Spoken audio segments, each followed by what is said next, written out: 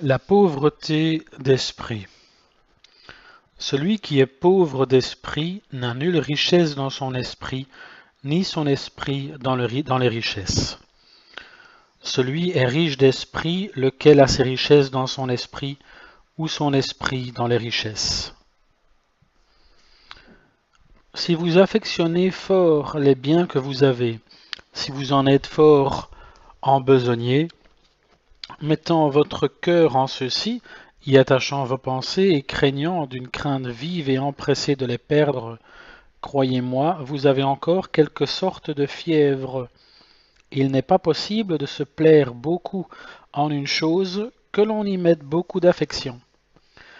S'il vous arrive de perdre des biens, et vous sentez que votre cœur s'en désole et afflige beaucoup, croyez, Philothée, que vous y avez beaucoup d'affection, car rien ne témoigne tant d'affection à la chose perdue que l'affection de la perte.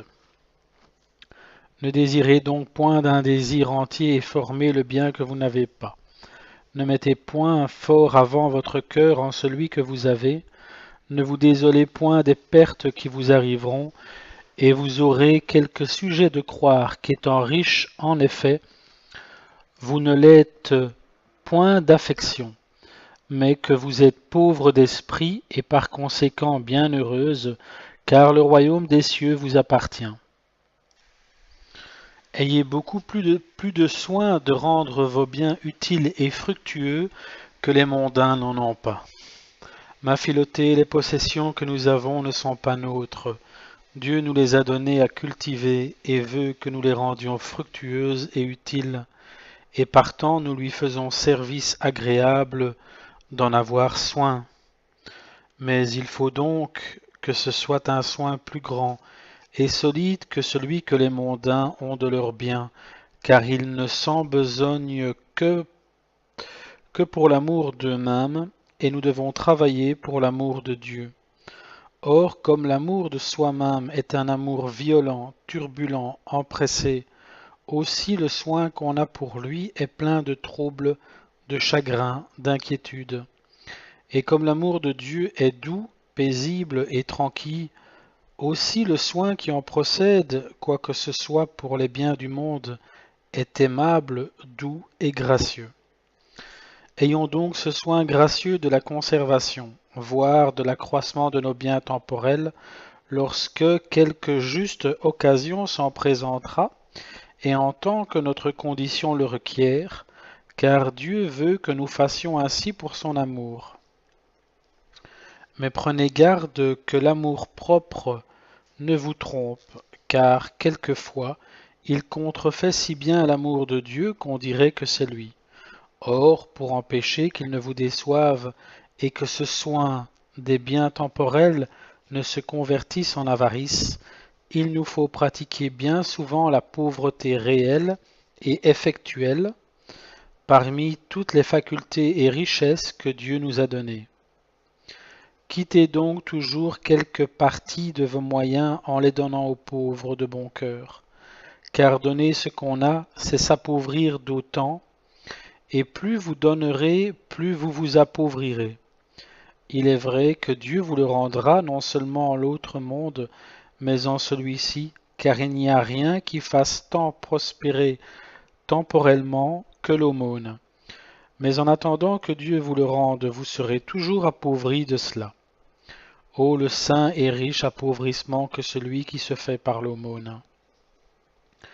Aimez les pauvres et la pauvreté, car par cet amour vous deviendrez vraiment pauvres, puisque, comme dit l'Écriture, nous sommes faits comme les choses que nous aimons.